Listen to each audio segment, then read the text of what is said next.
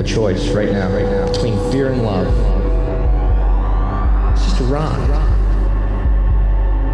Out of the dark night of ignorance and into the shining light of truth. Expounding reality. A population of citizens capable of critical thinking. We don't see things as they are, we see them as we are. There's a level of reality where everything dissolves into an ocean of energy. We empower our experience by insisting on our authenticity. That's very profound. Very. Expanding reality. Welcome to Expanding Reality. I am your host, Brandon Thomas. On this episode, guys, an incredibly special one, we have Teace Snyder. He is a writer, director, a producer, an editor, an actor, an illustrator, and if that's not enough, he's a podcast host of the badass show Conspiracy Synergy, which is, of course, a lighthearted approach to the darkest themes of our time. Now, Teace is badass. Now, we talk all about the nature of reality, consensus reality, of course, what is real. We do a dark, deep dive on the mind of our time right now, and it is fascinating, his perspective on everything. Could not recommend him enough, and so all of the ways, of course, guys, to find him are going to be located down in the show notes. Take advantage of that. Also, while you're down there, take advantage of our resource links located down there for all of you to enjoy, as well as check out expandingrealitypodcast.com. Go on over there, become an expansive insider. We actually had a panel posted over there, an AI panel talking about ancient AI, and it featured, Dave Zed, Mason Human Beings. We've got Devil's Advocate. We had Ben Rosenberg, who we had on a previous episode, and of course, Teace Snyder featured on that as well. Go sign up to become an expansive insider so that you can check that out and all of the other bonus stuff. We have bonus episodes through the cool collaboration I'm doing with Dave Zed. It is badass. So you guys definitely go check that out. All right, so without any further ado, let's get to this incredible conversation with Teace Snyder. All right, ladies and gentlemen, Teace Snyder hanging out with us. You're a badass, dude. Writer, director, producer, editor, actor, illustrator, podcast host of Conspiracy Synergy, which is a badass show. All the ways, of course, to find you linked down in the show notes. How you doing, brother? Everything going well? Yeah, I'm doing well. Thanks for having me on. Fuck yeah, dude. Well, you're a badass, like I said, and we have a bunch of mutual friends here. You've, of course, been on Charlie Robinson's show, Macroaggressions. He's been on our show, good friend. Also, we've been on Union a few times, and that's where you and I met, was on the Union of the Unwanted, and it was awesome, dude. I had a great time talking shit with you, and we are going to do just that here tonight as well. So with your work, man, you do so many damn things. How do you keep it all straight? I don't. It's all bent out of proportion, and it takes me along for the ride, and then I learn something by the time I get back. It's like the perfect answer for an artist, a creative, anything like that. Well, then what got you into filmmaking in the first place? Because you're a badass filmmaker, man. I saw some of your shorts on your website. Again, guys, going to be linked in the show notes. So what got you into that? I started off knowing I was going to be an artist really young. I never really had a choice in the matter, and filmmaking specifically, I saw the first Jurassic Park in theaters 14 times, literally. And I wanted the soundtrack, but they didn't sell them there. So I smuggled a tape recorder in, and I was obsessed with the thing. And I was trying to come up with a sequel for it, basically, out of plasticine, and then film it in my garage. And then I realized no one's going to give a kid money to make the sequel to Jurassic Park. So I'm like, I guess I could write a book instead. That'll be a cheaper way to do it. So I started writing my first book back when I was 10 years old or so. And I didn't finish it until I was 13. And the whole filmmaking thing got put on the back burner for a while until I eventually went to film school in New York, where I did a 9/11 truth-related short film as the reason for going there. And so that was the transition from my garage and my childhood dreams to seeing the reality of it firsthand. Badass. We have a synchronicity that we didn't talk about before this. Jurassic Park, after seeing that, I went to take it upon myself to write another movie for it that was from the perspective of Dr. Alan Grant being left there or something like this. He's on the island. He's by himself. No kids, by the way. The kids muck it up for me. They're annoying as shit. And so he had no kids, but it was his diary. And then there were other people there. It was this whole thing. So we have that in common. Now, was one of the things that made you want to get into filmmaking because of Jurassic Park the scene with the Tyrannosaurus and the cars are broke in front of it and the goat's standing there, obviously on ground just right over there. And then whenever the car goes over the edge, spoiler alert, guys, then, there's this like 50-foot drop off. Were you like, that wasn't explained or that's ridiculous, so I need to make a better film to kind of combat that type of shenanigans? No, like I guess so, like kind of the underlying idea of what is the thrust of your art and what's it geared to do. For me, I always felt like language was something that we use to extrapolate the greatest depth of ourselves and everything around us. And that was always something that was kept from children because you're treated as children, you're not treated as people. And so the forward momentum or thrust of my desire to be able to communicate probably stemmed more from just like what was a relatively patronizing environment. And then like the wellspring of attempting to communicate a great deal in narrow confines and then having to grow in the face of it. And so it's like, it was never really just like the logistical nitpicking, although the more you do filmmaking, the more you realize it literally is just like logistics hugely and understanding like the assembly of all these different like threads, almost like on a porcupine's back. And the better in which you do it, the better in which it flows in continuity with itself. So it's kind of like, yeah, for me, it started with that emotional thrust, and then later it became the other logistical side of things. We just do so many things, and you're so wide varied in your interest, even on the projects that you take on. So what is the project that you are most proud of so far? Oh, that's an interesting question. I'm actually proud of the fact that I don't just have one that I've really enjoyed going into, and that I've tried to go into a variety of different directions, because all of my work centers on controversy, and it uses the framing of our assumptions and approaching controversy almost in a guarded way as like an active participant or character within the narrative scaffolding that's created. It's almost like a jungle gym that our assumptions go through in order to flush out our own interpretations. And so if you understand the road that someone's going to take looking at something, like a good like physical example from filmmaking is Kubrick in one of his films. I don't remember the title of it, but it was a war scene, and it was in the trench. And people couldn't figure out how he was able to get that shot without seeing the dolly tracks. And they were in the shot the entire time. You're just looking at the explosions on the top of the frame. So there's a similar psychological component to us that enters into the filmmaking process.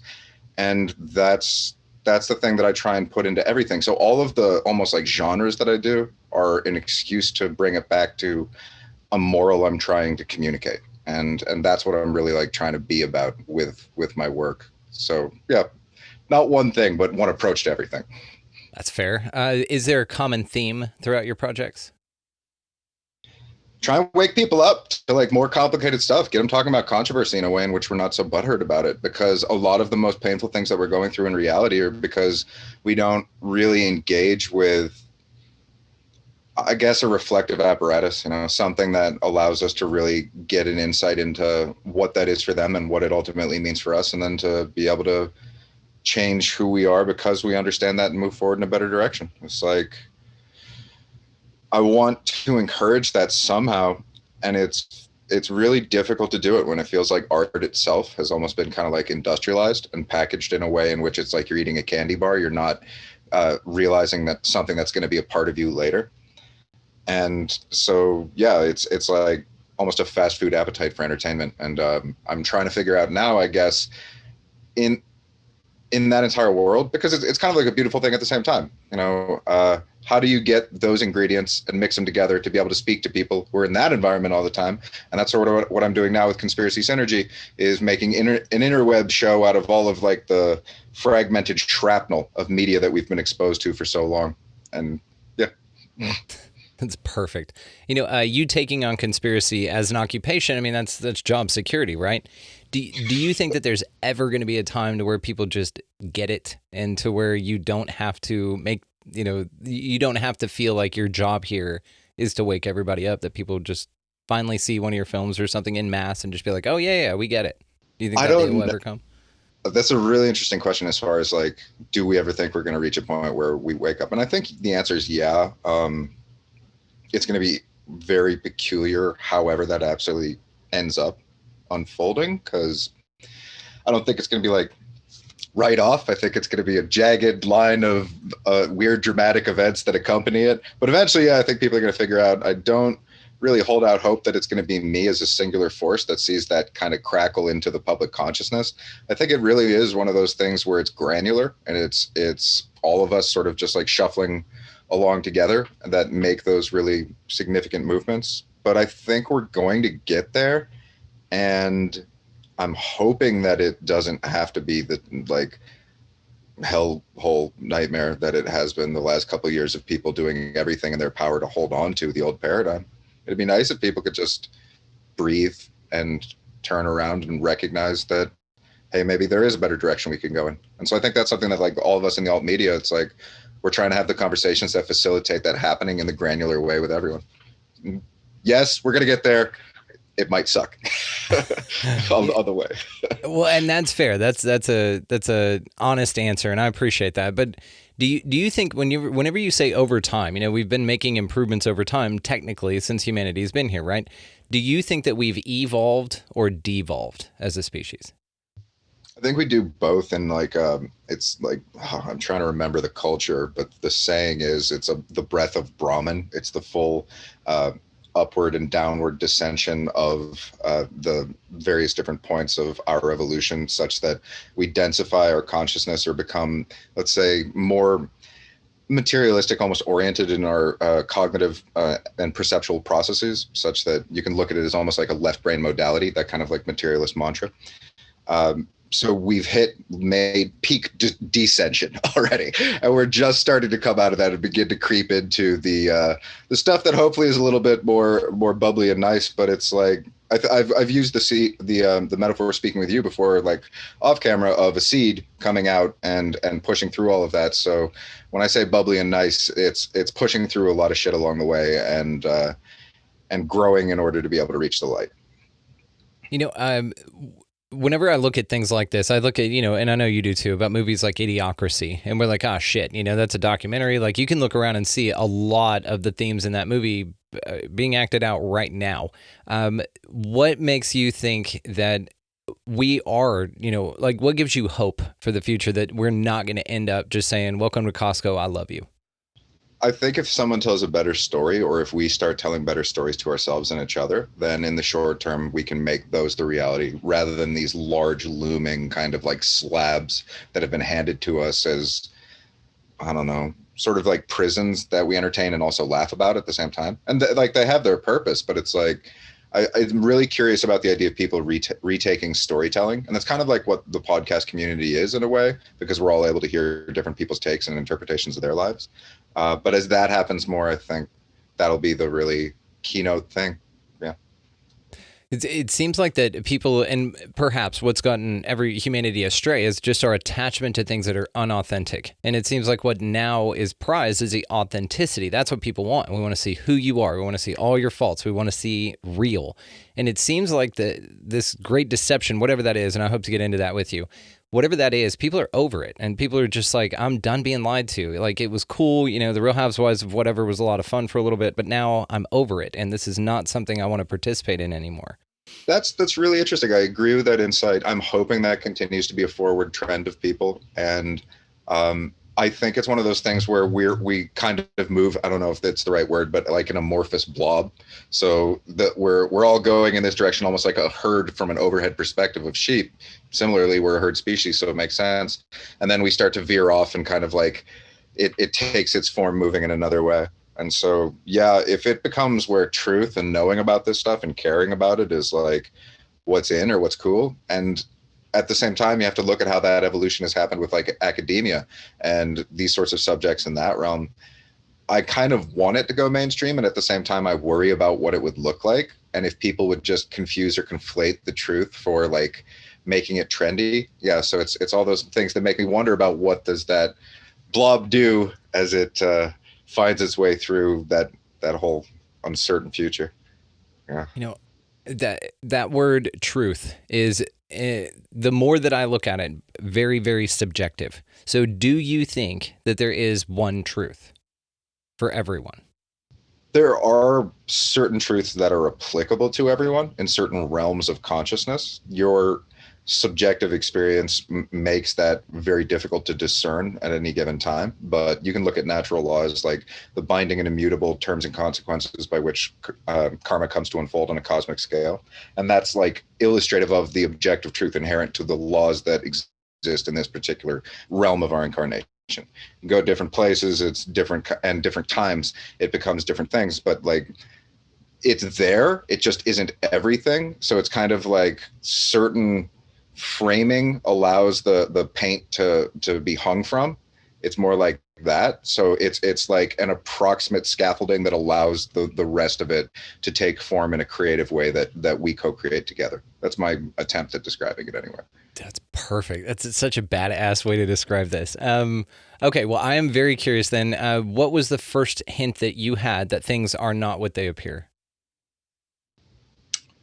So like in an intuitive sense, I always knew it because I was creative, and I was looking at the school system as this thing is here to kill me. This is a torture factory. It's awful. It's a nightmare. Everything about it sucks. And it did. And so I was the class clown, and I was put in the dumb class because I didn't take anything seriously, and I backtalked all my teachers.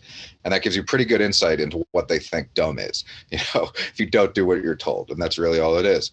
So I always knew in that sense. And I gradually had like chunks of the absurdity knocked out as you go through life.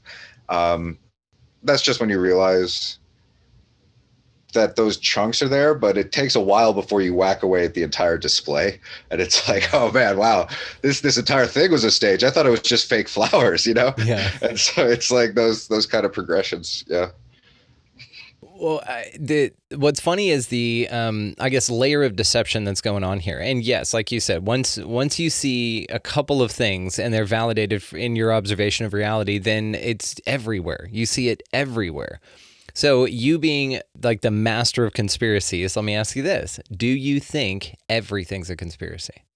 Well, everything's a conspiracy in that there's an association with it intrinsically as a force in nature. It isn't even necessarily something that's personal. You can look at like the cells in your organs as an example. Yeah, it's you, but I mean, there's a lot to you, and there's a lot that goes into you at any given time. There's the external resonance of things, their interaction with the water inside of you, the cellular processes of your genetics, blah, blah, blah. I could literally do that for like hours, and I still wouldn't encapsulate everything that is going on. So it's like, yeah, it's all a conspiracy, but a lot of that conspiracy is just how things work. The stuff that's hidden from us are things that affect us that we don't necessarily interact with yet. And so it's like, at what point is there a line between just like the nature of the complexity of interacting organisms versus the conspiracy that seems to be more like the molds that they're grown in? So I use the example in the show of like a watermelon can grow inside of the mold. So it's like, it all is that interconnectivity pushing up against some degree of what could be a conspiracy, which really just hinders or stops its ability to take its natural form. And so it has to go another way. And that's sort of what figuring this out is. It's like we're boring into the ground to see which parts are like, I don't know, treasure chambers of knowledge versus which ones are just like something else altogether. And it's a really interesting back and forth between the idea of how nature works and what's been hidden from us about nature and what that conspiracy is, because that's really what this is. It's like, what is the nature of reality and what can we actually objectively verify and discern? And it's a trip. And the further you go into it, the feels like more of a fall. Yeah. So that kind of thing. It's the rabbit hole, and you've got wonderful graphics because you're a badass illustrator too. So of course, guys, linking all the ways to find him. Go check out the website, check out his stuff. But you do the rabbit, the white rabbit. That's one of your illustrations, and it's badass. It pops up in the video when you raise your hand too. I know that's intentional, which is brilliant, by the way. Again, I just love your content anyway. You could do nothing and just sit there and speak, and it would be badass. But you choose to make sure that it's a good visual experience for the observer as well. And so I appreciate that. Yeah. So with, go ahead. Oh no, sorry. I didn't realize I was cutting off the question. I just want to say I appreciate it. Thanks for the kind words. Oh yeah, no, absolutely. Well, it's badass, man. Seriously, credit where credit is due. I know how hard this thing is, and for you to make those, I mean, it has to take you so long to do that. It's an insane amount of editing, but you're really, really great at it, and it's obviously you're passionate. You have the wherewithal and the intent to actually see it to the end, so that's badass, and you do a great job at it. Just wanted to thank you for that and offering that to us. Now, as far as conspiracies go, The term conspiracy theory, of course, was rolled out by the CIA for anybody that wanted to talk about the JFK assassination as other than the official story given to you by your mommy and daddy government, right? So what makes you proud to wear that badge of conspiracy theorist?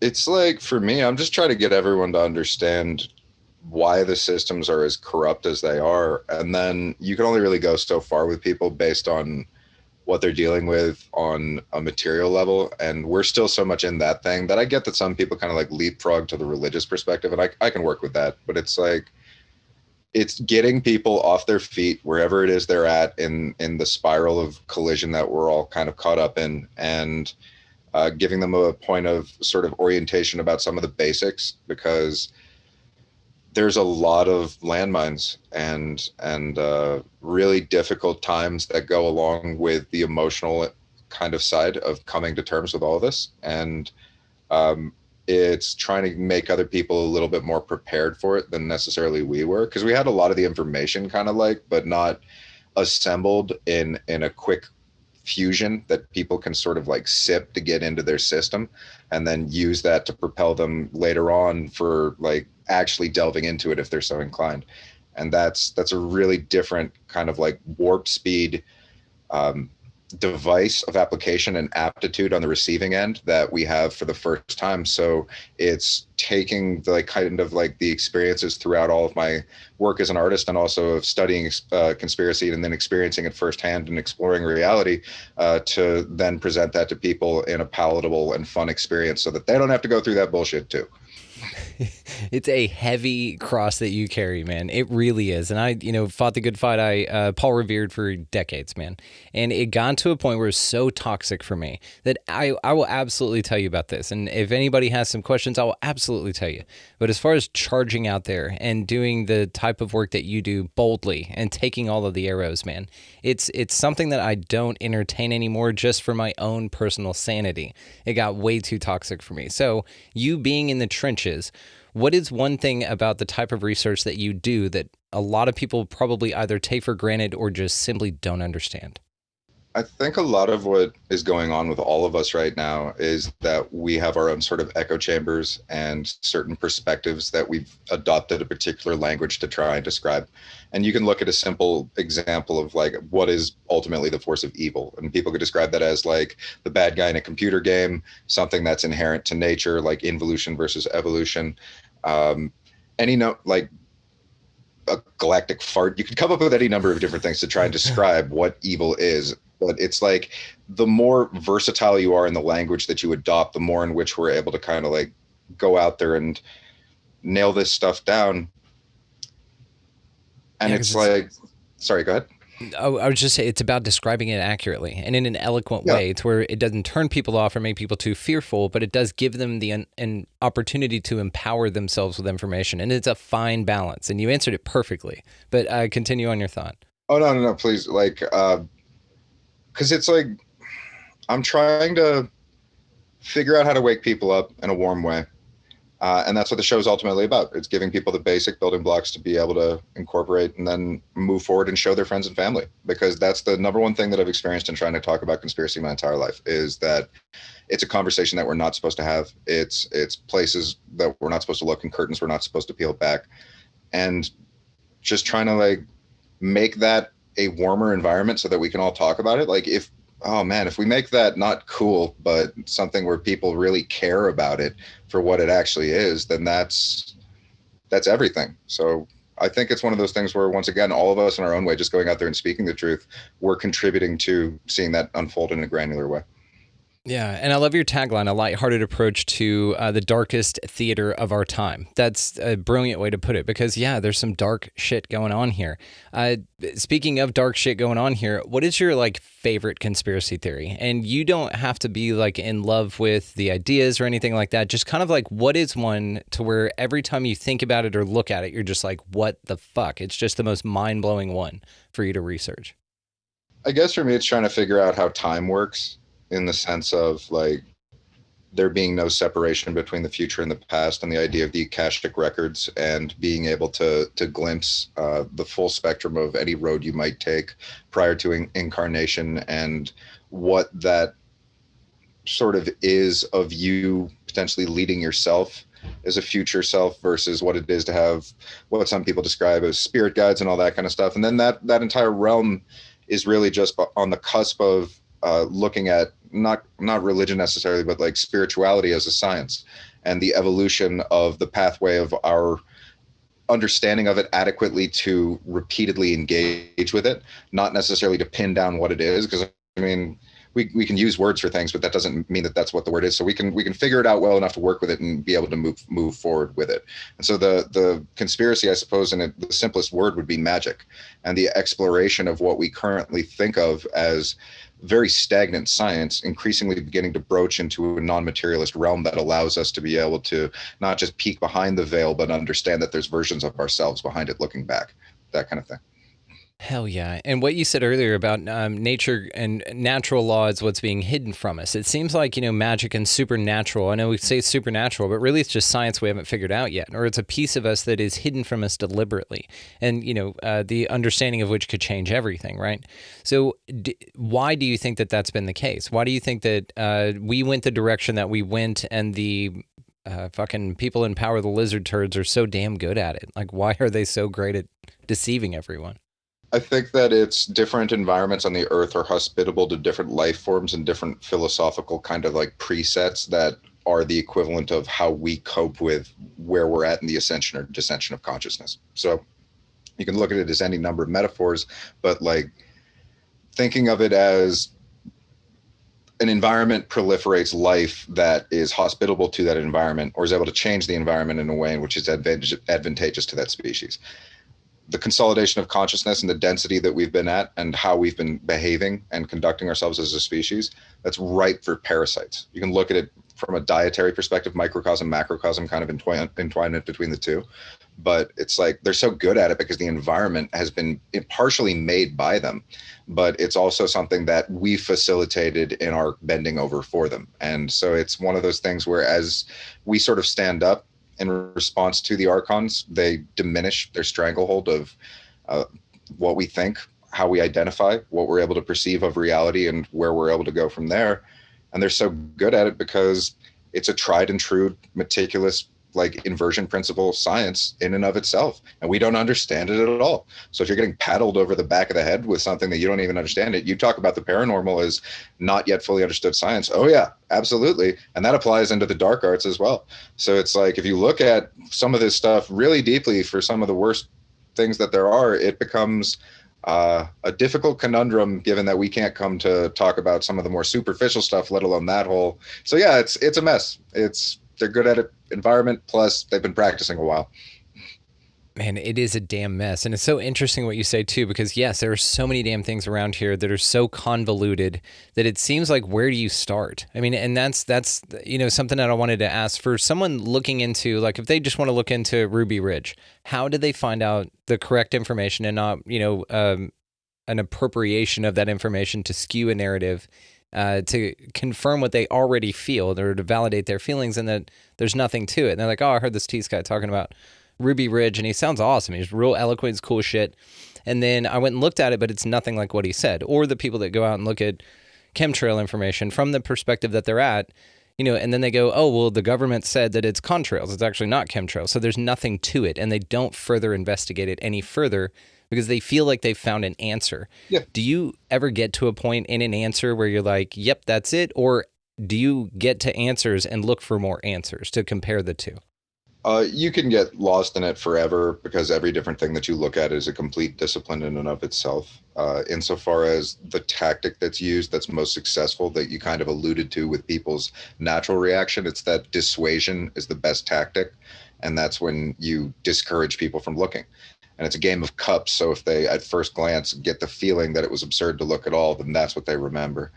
And it's like, a lot of this is just emotional traps. It's like, it's psychopaths who understand us well enough to understand how to bait everything. And yeah. Using the same dark arts that they gaslight us into saying is not real and stupid and conspiracy theory and there's nothing to it and you're unstable and you're going to get locked up. But they use the same dark arts practices to pull this veil or this great deception over everyone. It's fascinating. It's really interesting because like you can look at it, and I always find it helps to bring it back to a point of empiricism that everyone can relate to. And it's just like, all right, I'm going to build off of the things that we can all agree with, and then I'm going to demonstrate off of building off of those things that at a certain point it begins to curve into either the unknown or what we think of as impossible, because the unknown and the impossible are basically the same thing as far as we're concerned. And then you can sort of almost build that back through a variety of other different examples to show people that potentially at a certain point, the entwinement of consciousness and what we identify in the material world circle back on each other such that we're creating it from a deeper sort of resonant like byproduct of our aggregate conclusions in the world than it is necessarily derived from the material from the onset. So if at a certain point of the curvature in that description, you can get people to make the quantum leap and realize that, wait a minute, maybe we're more creators in this whole thing than we are simply acting in response to the materialist matter. And it's kind of like that formation of adding up the ones and the zeros to get us out of the binary.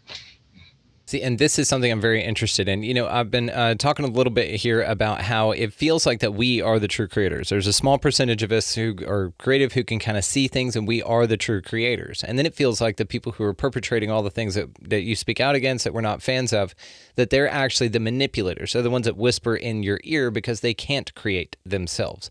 Do you think that there's anything to that?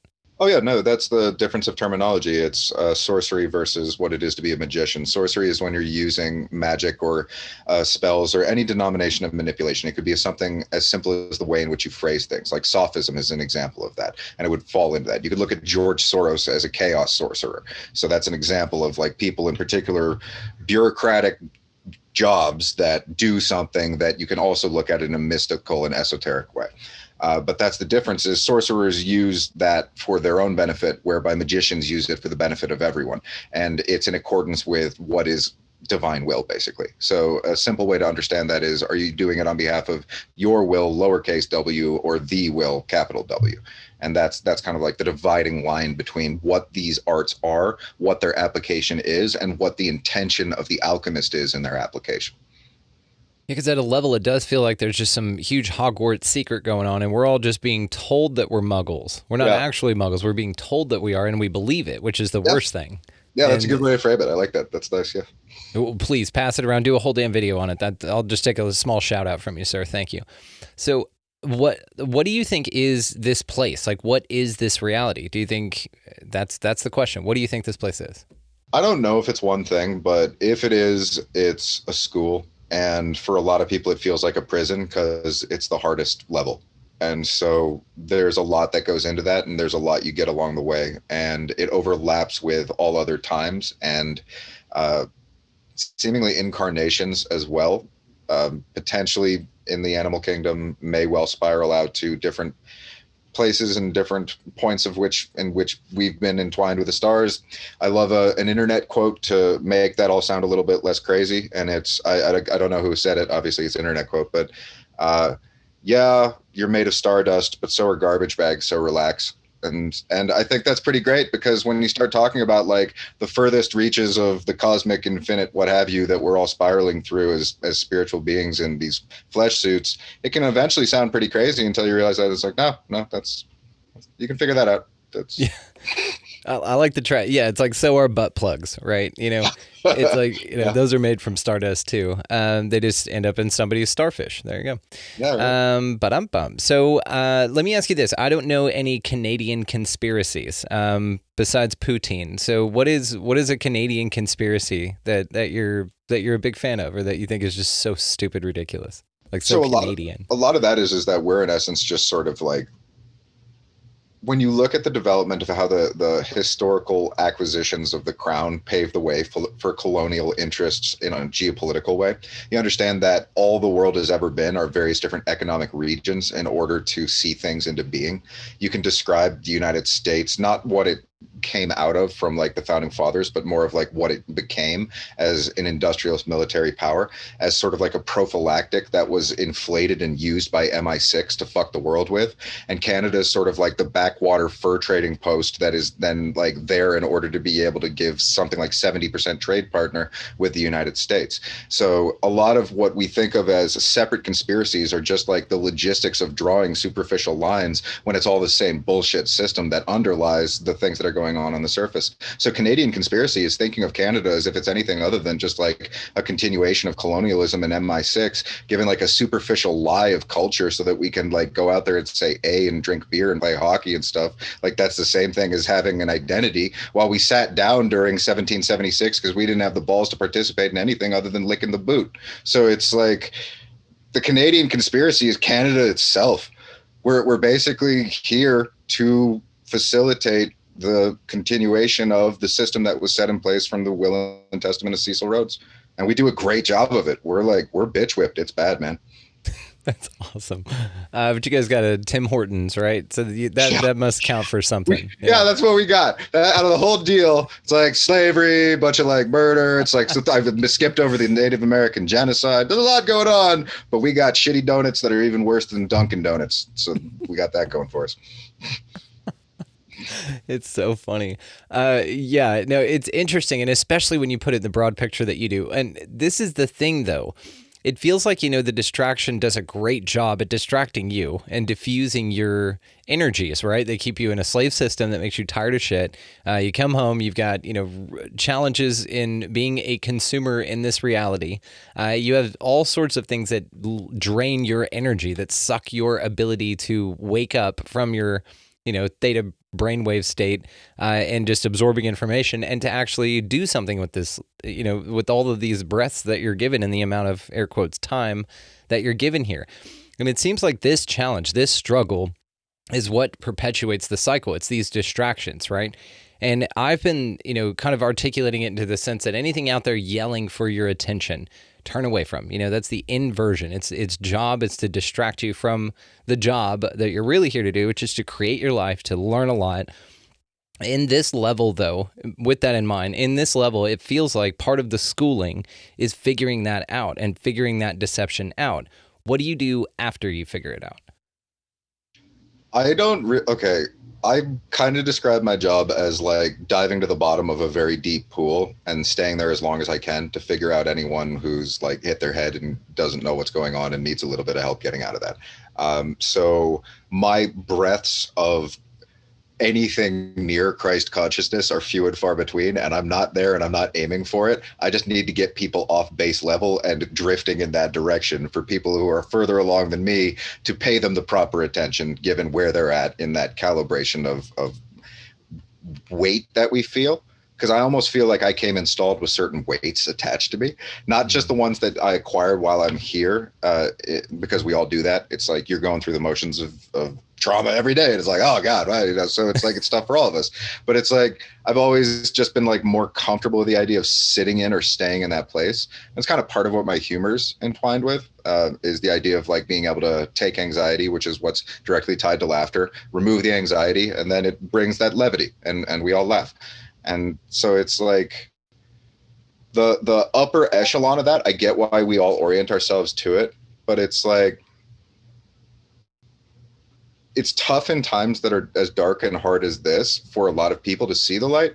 So it's like, I'm almost like trying to figure out how to survive and speak of it in the trenches. Because it's like, and I understand what you mean, because it's important to know where we're going. That's what Jesus was talking about with the whole language of the North Star. That's a very particular thing. If you're thinking of like what it is to align yourself with that, you have to know that and you have to understand it. But it's like, I swear to God, I go out there and I talk to people in an anecdotal way, just like when I'm protesting and stuff like that. And so much of what people want is just someone who listens to them when they talk. And it's like, you can give them the answer that's at the end of this, but if they don't feel like they have a friend right now, they're not even going to make it to the end of your sentence. So it's like, that's kind of like a lot of what my reflection on that is.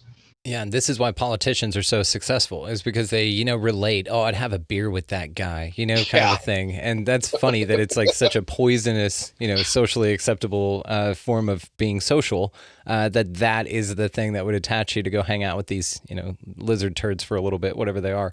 Yeah. It's just interesting that the relatable thing that the people lying to them forever, and it just seems to be like, just because they have like street cred with them, you know what I mean? They had street cred with your parents. Therefore, you at a certain level have been told you're, up until you figured it out, that this was the way, and you believe that was at your core. And this is the shit that you kind of unwrite whenever you start discovering these things and figuring it out for yourself. That's when you free yourself from that mental prison. And that mental prison is just the thoughts that don't align with the way that you feel. It's the actions that you're, air quotes, forced to do that don't follow natural law, and you can feel it. It seems lately that so many more people are feeling this way, and, air quotes, waking up. I know this is great, oh, everybody's waking up. We're kind of, tired of saying it, but I'm happy to say it as many times as we need to, because this is important. This is what makes us not repeat the failures of our past. And this is something I wanted to ask you. History. What the fuck is going on with that? Oh, it gets so bad. If you start to look into it, so much of it is lies and deliberate hijacks of interpretations. Because when you understand how something actually works, it becomes very easy to create a lie that looks just like it. Yep. And there's so many different things you can go into. You can look at the world's fairs and what technology did exist or didn't exist at certain time periods. We've arguably had flight in a modern creation going back 100 years prior to the Wright brothers, and that doesn't even factor in potential ancient technology, which may as well have given us similar, if not significantly more advanced abilities or aptitudes. And that would be if you get into the Atlantean perspective. And so history is commandeered so much by materialism and that entire, all of the industrialists that went along with those philosophical premonitions, because it's Darwin was ridiculously wealthy, and then the dude who repped him, basically going out there and ensuring that his positions were heard, his nickname's Darwin's Bulldog. So it's you've got a bulldog who's kind of the strong arm philosophical enforcement of a very, very wealthy person who's grafting all of us to a materialist interpretation as they make money off of materialism in an industrialized way. And they only make it so that that's all you're able to see whenever you go out and look at anything. So history is tucked away in the crevices or sealed vaults of an entire class of people who have had all of the money in the world for as long as we and our parents have been alive to gradually tell us a very particular story that we then use to define who we are. And peeling that off is just oh dear God. So it's a lot more complicated than we've heard. It's a lot weirder. It's painful to go through sometimes. It never stops being amazing. And it's one of those things where it's okay to take a break sometimes, because, man, yeah, there's a lot to unpack. Dude, well said. Well fucking said, man. And yes, it is important to detach from this, even though you are on a damn mission here. And I'm smelling what you're stepping in, brother. I feel your passion with this, because like I said, I completely empathize with the way that you feel. It's just I approach it differently now. But I did what you did, not damn near, not anywhere close to what you do, as good as you do it. But I was really into this is my mission here. And I think that's a very noble thing. You figured out something you're wonderful at, something that's you're passionate about, and something that's unarguably the most important thing that one could endeavor upon is to take the arrows, like we talked about earlier, and still get up every day and say, you know what, there's more bottom of the pool dwelling to do, and I'm going to be down there hanging out whenever you guys are ready for it. So again, it's just this very interesting, impactful path that you've got. And it's also interesting that you said you feel weights. I mean, the karmic weights of other lifetimes and everything, but also that you accrue more here. Excuse me. So do you think that you just are destined in every life to take on more and more weight, to be more anchored to this type of a job or whatever? No, I think that there are calibrative traumatic impacts that orient us at certain points of development that also are illustrative of potentially past life experience and the way in which you would, through incarnative blips, almost be on a straight perceivable continuum of that gathering of experience. It can also potentially similarly be interpreted through the genetic model of what we inherit from our family. And the idea that you can look at even the raw biology of a woman, it's those eggs are in 2 generations because they're fully formed at birth. So they are passing from person to person.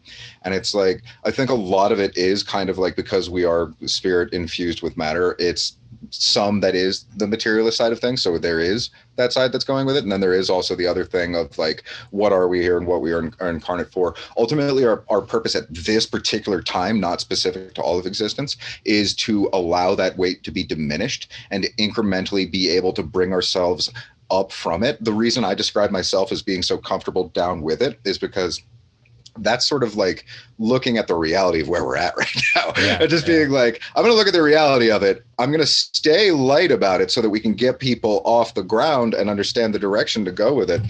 But ultimately where we're at is we're coming out of the time wherein we've been accruing the greatest mass of that karmic consequence. And it's our responsibility more and more to be able to let those things go and to be able to let the weights that really are holding us down diminish, as we're able to make sure that even those who are the weakest amongst us are still able to find the courage and the strength to be able to ascend. So it's that balance of the whole thing.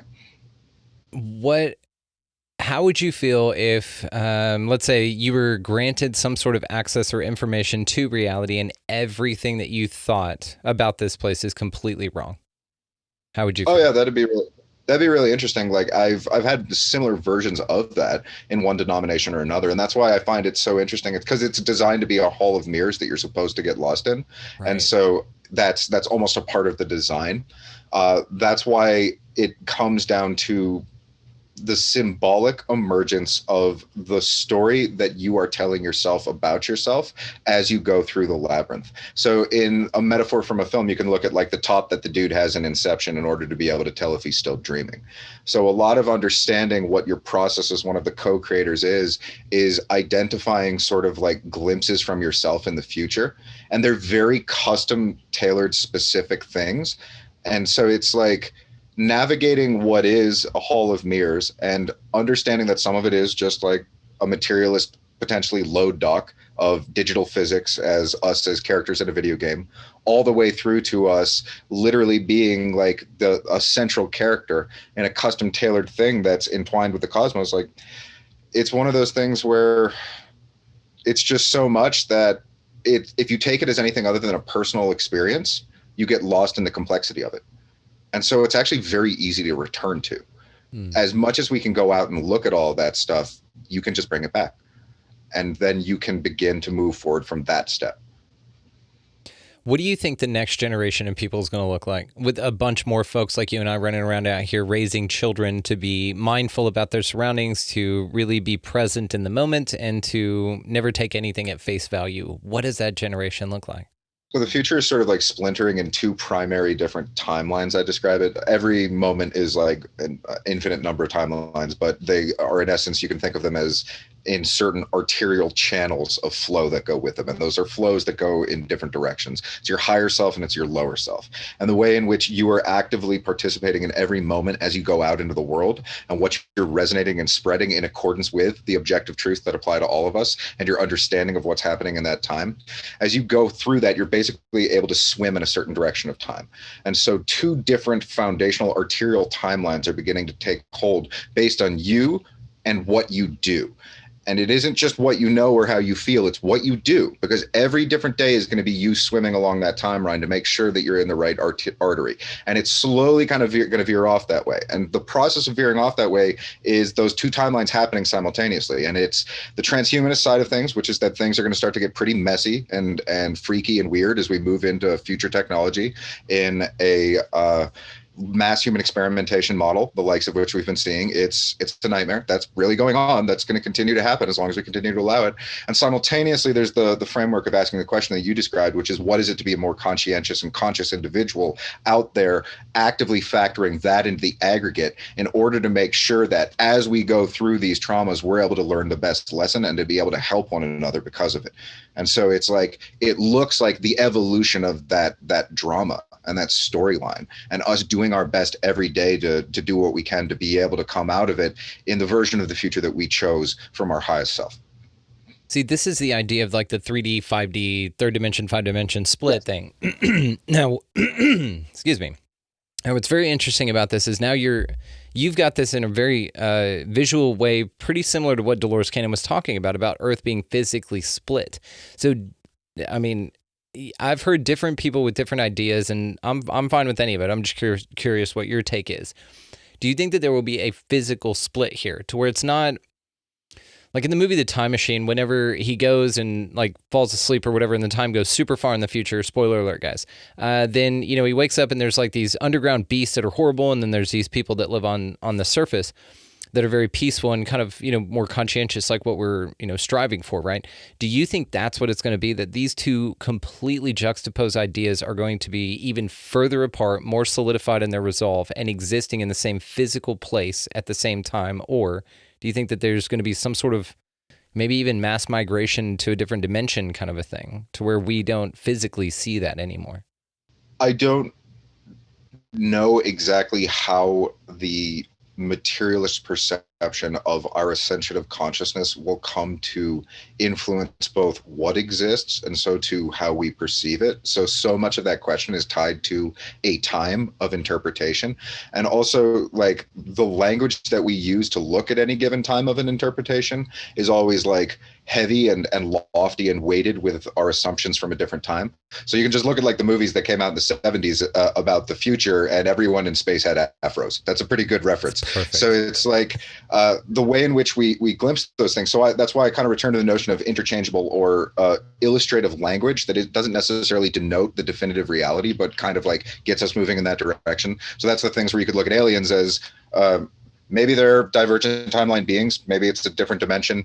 Maybe they're angels. Maybe they're an artificial intelligence hologram or something to that effect. Maybe it's just like a schizophrenic episode. Maybe some acid that you ate in your sandwich that you didn't know about pushed you over. It's like, so there's like all these different conceptual frameworks of language to try and point to the objective reality. The best thing I can say again is that the time says so much of what the phenomena is. And with where we're at right now and the language that we use and the concepts that we point to, we're getting closer to being able to actually like answer that question for what it is, versus just still like swimming in the mess of, is it a physical rift or is it a metaphysical like metaphor, like an analogy, that's trying to say something that we don't ourselves yet have found ourselves at the point of time that we need to have the language to be able to point it and be like, that's a this, So I have no idea, man. It's going to be a trip, whatever it is. Well, it's a perfect way to put it, because whatever these non-human intelligences are, our ancient records from them say they describe them as chariots, or winged, gods or serpents or dragons or something like that, because that was their technological frame of reference. And so, yeah, who knows what this looks like whenever we are able to articulate it in a better way, like our language catches up with our observation, basically. It's just really interesting to me, again, how all of these things interface with our reality, how we interface with them in exchange, but then also the variety of things that are going apeshit crazy right now. It's so much, right? And so even now the perceptions, I mean, from a year and a half ago when I started this show, the perception I had on non-human intelligences or ET or whatever has changed so damn much, just based on the information that I've been sharing with folks and their stories and, reading their books and everything. And it has just taken me to such a convoluted place to where, like, in my mind now, I'm having a real tough time with consensus reality. I'm having a very tough time thinking that we're all in the same place, we're all having the same experiences, simply because of the contact phenomena and the study of it and how different it is and how varied and how interpretation drives the experience of what people feel. And so this feels like also what we're experiencing in this life now. It seems that the split of reality and stable base, just, yep, you can count on that. That's what seems to be at most at stake here. Do you think that that's accurate? Yeah, I know what you mean, because like the CIA's unofficial policy is there is no truth, and that isn't necessarily because they believe it. It's because they want everyone else to believe it, because then they just accept whatever it is that's happening. And the more in which you do crazy things, it really does push kind of that threshold of what I was describing before with the illustration of materialism on one side, and then it becomes immaterial on another. And sort of what you were talking about with aliens and where you're at and your interpretation of them, it kind of steps up with my understanding that after a certain level, all technology just becomes consciousness. Yeah. And that's all it is. And it's the application of consciousness and doing that in a particular way relative to the time and your entwinement with other things that you might not even fully understand yet. So like quantum tunneling as an example. So there is no separation.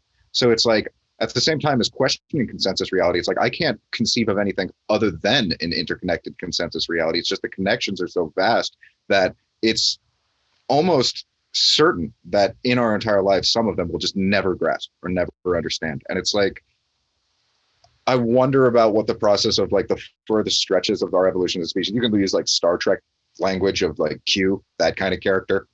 It's like, what is it to get to that? And it's like, yeah, after a certain point, it's literally just nothing other than you're this mind. You're this thing that just like appears and does stuff and controls things and is all that is. And so it's like us, the specs, trying to draw that introspection. Yeah, it's so and you know, it seems like here the options that we have at our level of, you know, experience here, I guess in this human body, is to go really, really dark or not so dark and lighter and more conscientious. So it seems like that's what we're limited to here. It's more of an emotional kind of experience that we have rather than this physical ability to instantly create things and to instantly manipulate the matter in our reality. So here it seems like I agree with you on the school thing. Like that's what, if I had to plant my flag, which I don't, but if I did, it would be on more of just, it's a school, it's a ride, right? It's just, you're here to experience, learn, touch, smell, taste, see, and hear everything you can before you go, oh yeah, by the way, there's aliens, you might see one, don't worry about it.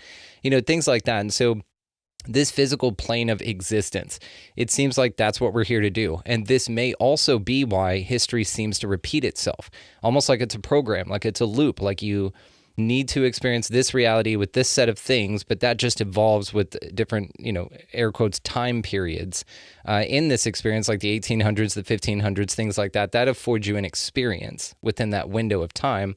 And then it seems that, you know, the same old nonsense and divisiveness and, you know, fuckery seems to pop back up, and then, you know, humanity kind of falls for it again against our greatest intuition, and then we get slipped back into, you know, cycles like what we are experiencing now, but that also is the ebb into another cycle. So it feels like that's what's going on here. And this may be why, you know, people feel like this is a prison, all that kind of stuff. Do you think this is a prison?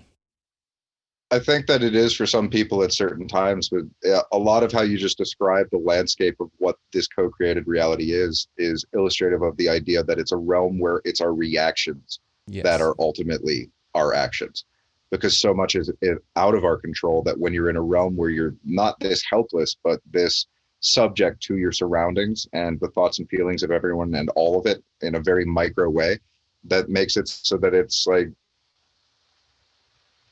yeah, it's so beautifully specific and overwhelming at the same time. And I can see people seeing it for a prison, but at the same time, at a different time, it might be your day to get out, or to be able to think of something in a creative way where you're able to move past the karma, either that you accepted in coming here or that you inherited from the last time you came. And it becomes one of those really difficult things of speaking to a person in a moment versus pulling away from that to the expanse of time. But I agree with your kind of like underlying assessment of like those different like kind of breaths in and out of the species failing, and what our reactions are ultimately the test of that time to see if we're able to move to a better time. And yeah. Yeah, it's kind of like, and I've just kind of described this place as, you know, in shape like a toroidal field, right? And so as you experience life is created out of your assumptions of it, and then it presents you with that, and then you learn and grow, and then that spits back into yourself, which then is a direct link to source, or, you know, the mainframe, whatever you want to say. And then with the understandings that you have based on the template that they're giving you, a new reality with those understandings now pop up. Now, this being a dualistic experience, you're going to pop up with some that are extremely good or some that are extremely bad, and that's a very reductive way to just say dark and heavy energies, whatever. But it seems like you're presented with an equal amount of your new experience with the energies being dialed perfectly to balance, or you are experiencing something that is coming at you that you're responding to, and basically the way that you interface with the things that are air quotes popping up in your reality are also sent back to source or data collected at some point. You know, we all could just be like a data farm, like we are the data, you know, like we have at our social media and shit, like we're the data.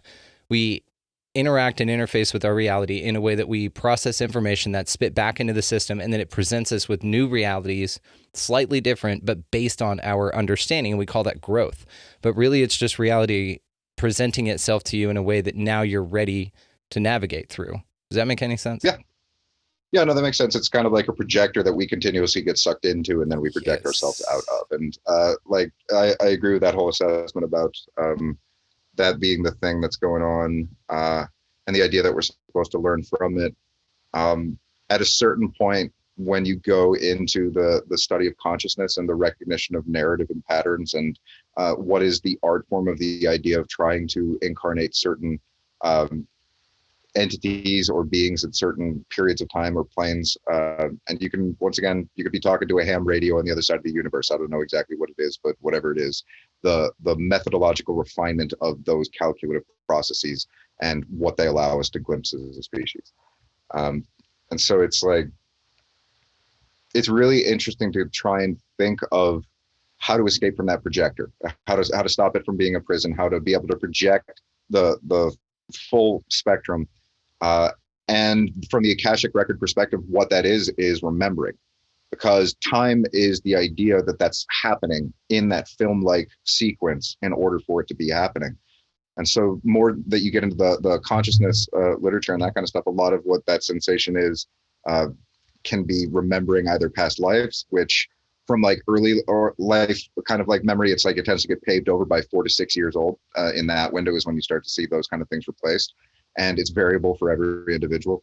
But that's when it becomes like, is it just experience and how much of it is memory? And that gets into that whole thing of how much are we connected to of our future selves, and all of those things become like a bigger projector that we get sucked up into as you enter the next cycle of those ever revolving and unfolding cycles of our spiraled growth, because it is the Fibonacci. It isn't just that we're going through it, it is that it then eventually reaches a point where you escape it and you're able to grow enough to go into a completely different paradigm altogether. Yeah, that's what it feels like, is that we are spiraling up, but that our reality kind of orbits us as we spiral. Not necessarily that we're moving through it, but that we're creating it as we experience it. You know what I mean?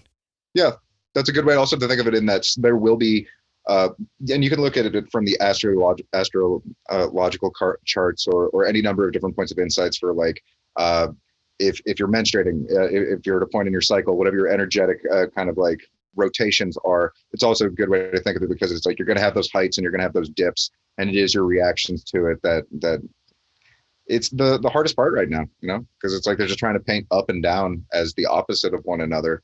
And then that's the test, is literally most of the time just like going outside and being the one who's sane. It's like on a daily basis, that's the hardest thing now. I don't disagree with that at all. It seems like there's more of us out there, but yeah, a lot of times it feels pretty damn daunting. And a lot of times it's like, oh man, I'm not doing this right again. So let me ask you this. If given the chance, based on your current understanding now, you don't have any insight other than what you have now, would you ride the Earth ride, the human experience ride again? I think that whatever my future self is, for whatever reason, said yes to that. I don't know why that is. My past self is definitely a no. Where I'm at right now, it's like, could be okay, but there's still so much suck going on that it's a variable bobbing ball every day. And I just try and learn what I can from it to be able to factor that into art a little bit so that other people can smile about it. I love it. And we just met. So, I think that from here on out, you're absolutely going to want the human ride again. This is only up from here, brother. This connection right here. So I love that. Okay. So what gives you hope for the future? What gets you out of bed every goddamn morning, man, to just keep fucking plugging along at this human game?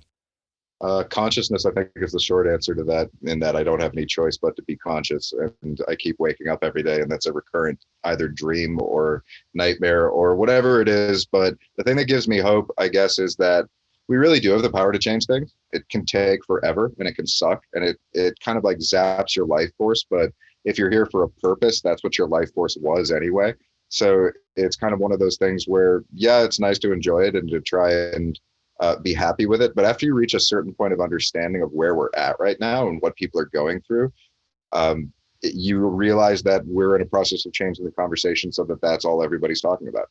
And we aren't wrapped up into Marvel movies anymore. We're able to take those kind of like encapsulative nuggets of nostalgia and use them as beads to decorate a mosaic with that is illustrative of the reality. So we can take kind of like the memeified glimpses of the dredges of our past and use them to illustrate on artistic canvas a better future. So it's a very interesting kind of like hall of the matrix to come out of, because we all have similar stories that we've been privy to, like Jurassic Park, us both writing a movie as derived from that. That gives us a point of reference for a whole range of insight and knowledge that we can then share in a lush bouquet amongst us and paint with that brush of the internet. And that's something that creatively, just looking at what memes have been and what they've done for our ability to converse and what podcasts have been, and moving into the future of what all these artistic collisions are going to be.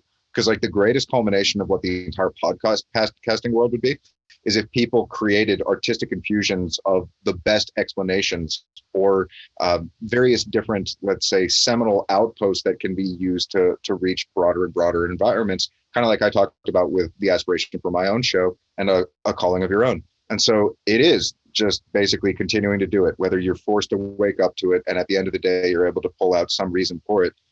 Maybe 10 or 20 or 30 years down the line, it won't suck so much to be a part of it. And so hope isn't always, but it has a tendency to return. That's a great answer. Goddamn great answer. What is an undiscovered discovery that you're looking forward to, I guess, getting the knowledge of within your time? I don't know, man. I don't know. Like how the pyramids were built, or yeah, but that's already, we know that. That was like the resonant harmonic technology that makes things like float on a certain frequency. It's like, yeah, like Coral Castle. Yeah. And it's, I don't know, I guess it'd probably just be to glimpse associations after you pass or something, just because I'm always curious about how things actually work versus like how I just interpreted them. But I don't think I'll ever in a mortal sense get any real insight into that. So that's just kind of like, oh, I wonder, but I don't regret because I don't see the point of that emotional investment.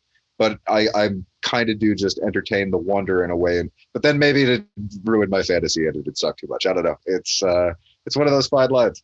I'm going to laugh how eloquent you are, how much sense you make, how practical you are, how your mind works. If you get to the other side, whatever that looks like, and there's some dude standing there with a clipboard about all of the things you thought were real and you declared and all of that and you base your existence on, and then he looks at it, you got like 2 right and you failed. And like Trudeau is the one that got all of them right. And actually this is the way to live. And we're the bad guys for fighting the system. That's the board is supposed to.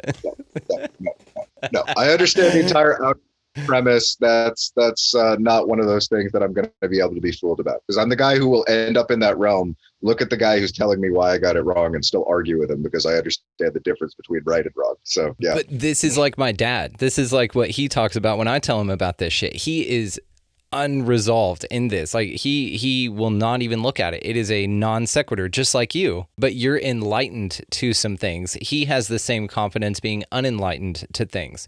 And so it seems like, again, it's back to consensus reality, because in his world, everything he believes functions exactly that way because he can see it, he can observe it. But same with you. The opposite is true in your world, and you can see and observe it and feel it. And this leads me to another question. What are your thoughts about flat Earth? So I think that as a metaphor, I can understand it because it overlaps with the premise of planetary spheres and everything. I think a lot of what the movement reduces to is because God said it. It's the idea that it's a directly literal interpretation. I can understand their frustrations with NASA because the acronym is never a straight answer. They lie about everything. It means to deceive in Hebrew. Yeah.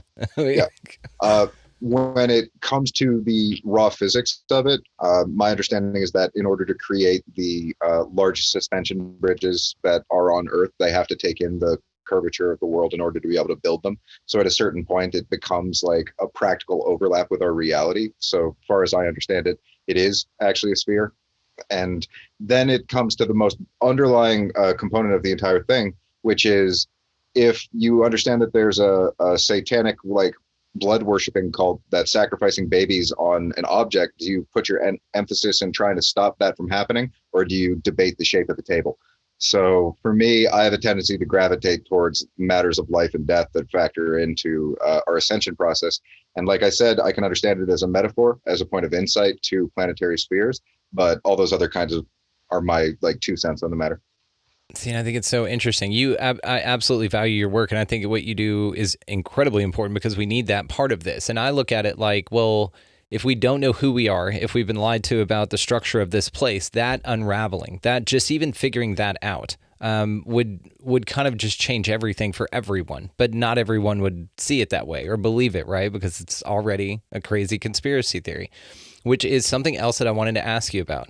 So what is real? In your mind, what is fucking real, man? Is there anything real here? I think reality is there. Our interpretation of reality isn't as aware And so it's something that it's like a carrot that we're constantly chasing, or a direction that we're constantly turning. And so it's there, but that doesn't, like I said, mean that it's the same thing that we interpret. And it becomes a very precarious thing of orienting yourself with certain things that you understand to be true. And 2 + 2 = 4. It does. We can use different number sets to illustrate the language, or a different language itself. It's like do plus do, it's like, yeah, it's the same thing. But it's still an underlying truth that, if not necessarily true come time we snap out of this, was nevertheless true while we were in it. And that's why, once again, so much of it comes back to the time, and using that as a point of reference for calibrating the truth, and then trying to figure out that juxtaposed with your subjective, which is an endless maze. So good luck with that. I don't know. It's there. Good luck finding it. Well, Teace Snyder, all the ways to find you will be located down in the show notes, dude. You guys go check him out. Further investigate his work. He's fantastic. You've got a ton of books we didn't even talk about. All the ways, of course, though, to find you, your Twitter and your website will be located down in the show notes. So, dude, I can't thank you enough, man. We're going to have to do this again. And we're getting together for a panel show at the end of this month, so that's great, guys. You'll be looking forward to more of this in a setting with a few more folks. So, Teace, dude, thank you so much, dude. We've got to have you back. I really appreciate it. Yep, thanks for having me on, man. Damn, that guy blows my mind. Definitely going to have him back on. Make sure that you guys go check out the Insider panel about ancient AI. You got to go sign up to become an expansive insider and move us along on our mission here, because we're all on the same goal and purpose, and that's what it's all about. And that conversation is over there, and it's mind-blowingly phenomenal. If you love this, you will love that. So go check that out, absolutely. All the ways to find Teace are located down in the show notes, guys. Check out his website and his films and his podcast, Conspiracy Synergy, for damn sure. All of our resources located down there as well. For all the links, check that stuff out, OPUS, Libsyn, all that good stuff. As well as go sign up to become an expansive insider at the link, expandingrealitypodcast.com. It is located down there for everyone to enjoy. Bunch of bonus stuff. That is the direct and focus, and I'm grateful for everybody that's signed up. We're having a blast over there. So if you're not over there, go check it out. Linked down in the show notes. So guys, go out into this incredibly crazy, mind-blowing, whatever the type of reality this thing is, and y'all go ahead and pick up a piece of litter if you don't mind. That'd be super cool. As well, if you're interested in raising the vibe, go ahead and buy somebody a meal or a coffee and line around you. Something super small goes a super long way for everybody raising the vibe there. As well as just being pleasant, just open doors, be nice to your fellow occupants of this environment, whatever they are. And then, of course, get out of the left-hand lane, because that's a wonderful way to raise the vibe. You got somebody behind you wanting to pass there. And above all and anything else, guys, go out into this incredibly beautiful place, whatever the hell it is, and y'all just be good to one another. Thank you so much for watching, listening, and engaging. I love you all. We'll see you next time.